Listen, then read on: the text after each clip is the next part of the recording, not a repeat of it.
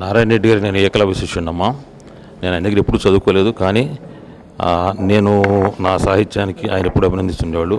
ఆయన మీద నేను జ్ఞానపీఠ పురస్కార్ విజేత నారాయణ రెడ్డి అని చెప్పి హిందీలో కూడా పుస్తకం రాయడం జరిగింది. తర్వాత ఆయన రాసినటువంటి మట్టి మనిషి ఆకాశం అనే పుస్తకాన్ని అటల్ బిహారీ వాజ్పేయి గారు వారి నివాసంలో రిలీజ్ చేశారు. పార్లమెంటు వరండాలో నారాయణ రెడ్డి గారితో పాటు 4 సంవత్సరాల పాటు రాజ్యసభలో ఉండే అదృష్టం నాకు లభించింది. పార్లమెంటు వరండాలో వాజ్పేయి గారిని ప్రధానమంత్రి నిలబెట్టి ఈయన కవిత్వాలు వినిపిస్తుండేవాళ్ళు. అటువంటి గొప్ప కవి ఆయన. కేవలం అధ్యాపకుడు, ఆచార్యుడు, విశ్వవిద్యాలయాల కులపతి, పాలనాదర్శుడు. ఆయన ఎక్కని శిఖరాలు లేవు, ఆయన లభించిన గౌరవాలు లేవు. అన్నీ కూడా పరిపూర్ణమైనటువంటి మానవుడు.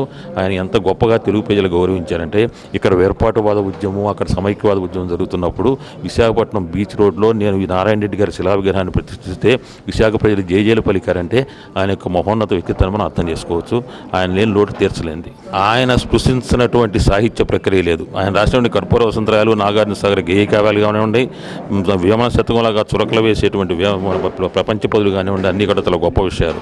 పదవులు అధికారం ఉంటే వాళ్ళ గౌరవాలు ఉంటాయనేటువంటి విషయం మీద ప్లాస్టిక్ పువ్వుకు కూడా పరిమళం ఇస్తుంది పదవి, అష్టావక్రునికైనా అందం తెస్తుంది పదవి, అధికారం పూనుకుంటే అందలాలకేమి కొదవ, బట్టతలకు కూడా దుర్పాలం ముడిస్తుంది పదవని యువతకి పెద్దల మీద ఒక చురకేసినటువంటి మహాకవి నారాయణ రెడ్డి గారు. ఆయన లేని లోటు తీరందం. నమస్కారం. Thank you.